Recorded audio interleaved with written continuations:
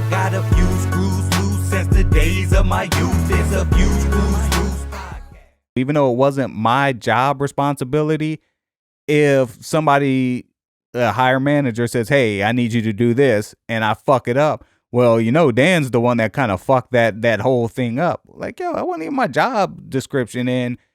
Let's talk about you delegating your duties. Nah, that's not how it works, man. So I just know that leads to dread. That makes you depressed. It makes you anxious at work, especially when you have an anxiety issue such as myself.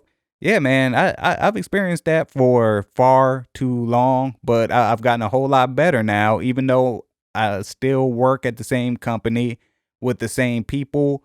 Let me tell you people something. Once you set your boundaries, that changes everything.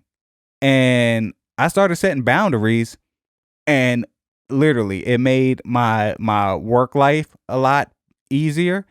Also made my home life a lot easier because I would bring that shit home, that frustration, that anger that I would experience from being on the job, from being asked to do shit that I wasn't supposed to be doing, for being overworked, for being underpaid. Real quick, I just want to touch on the quote American way before we switch on. You're just a number, right?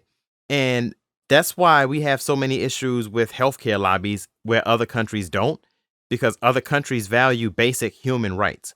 This country is built on labor, money, so therefore, if they can create a position, a system where your job is not just one aspect of your life to sustain your life, but your job is your life, then you are beholden to that job, meaning I can't lose this job or else then I won't have health insurance. And that's why the whole Affordable Care Act came into play, even though it still has its problems because it was sabotaged. It was sabotaged by those same people who didn't want it in the first place because they don't want employees to be able to realize I have flexibility and options in my life and I don't have to put up with this bullshit, simply because I have to stay here because I have insurance. I have to stay here because, I won't be able to get a new job quick enough or you'll blackball me.